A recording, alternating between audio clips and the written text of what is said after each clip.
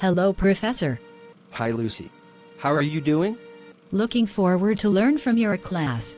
This is organizational behavior, individual behavior, and processes. What do you think, Lucy? I think it's great. I think so. Let's start up this class. Individual behavior and processes. Theories of individual behavior. What is personality? What is it? Personality? The term personality as that person reacts and interacts with others encompasses the overall combination of characteristics that captures the unique nature of a person as that person reacts and interacts with others. As an example, think of a person who was the billionaire founder of a fast-growing, high-tech computer company by the time he was 30, who in his senior year in high school had turned selling newspapers into enough of a business to buy a BMW, who told his management team that his daughter's first words were "Daddy, kill IBM, Google, Amazon."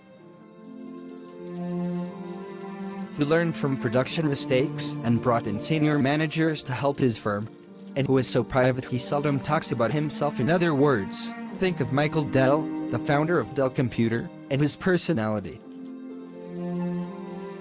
Personality combines a set of physical and mental characteristics that reflect how a person looks, thinks, acts, and feels. Sometimes attempts are made to measure personality with questionnaires or special tests.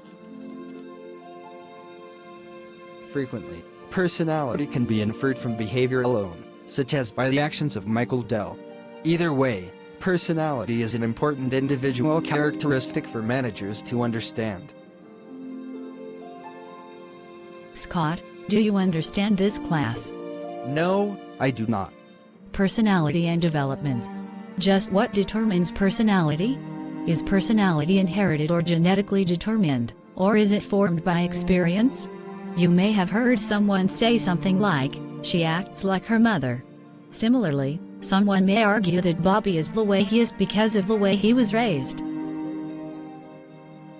Is personality determined by heredity, that is, by genetic endowment, or by one's environment?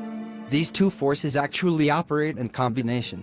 Heredity consists of those factors that are determined at conception, including physical characteristics, gender, and personality factors.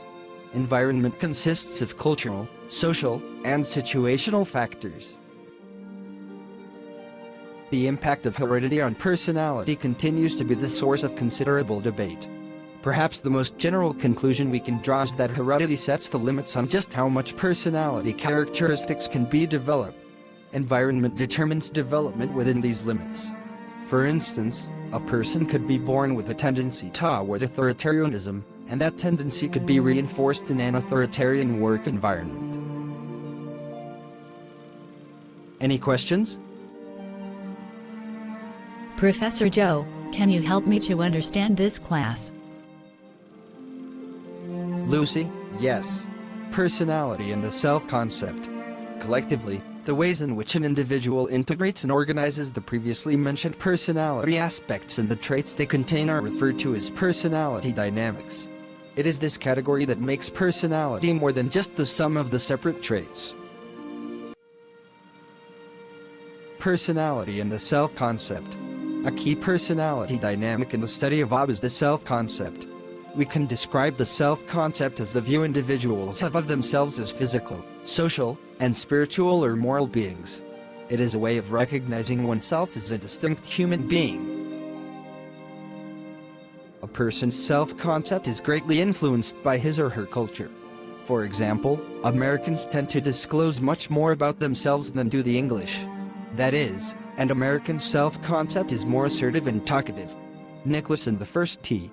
Jack Nicklaus's father introduced him to golf and, within the game's context, Jack learned respect, integrity, and sportsmanship lessons. Jack, often acknowledged as the greatest player in history, wanted to teach these same lessons to current youths.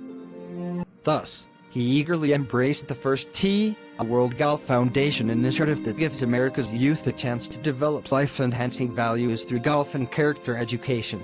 He passes on what he learned from his father. The immediate goal was to introduce 500,000 kids to golf by December 2005. Nicholas speaks throughout the country to promote the $50 million effort. He also raises money for Mended Hearts, a cardiovascular patient support group. Two related, and crucial, aspects of the self-concept are self-esteem and self-efficacy. Self-esteem is a belief about one's own worth based on an overall self-evaluation. People high in self-esteem see themselves as capable, worthwhile, and acceptable and tend to have few doubts about themselves. The opposite is true of a person low in self-esteem.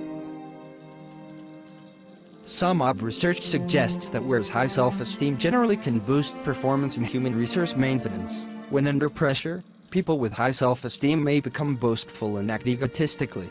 They may also be overconfident at times and fail to obtain important information. Self-efficacy, sometimes called the affectance motive, is a more specific version of self-esteem.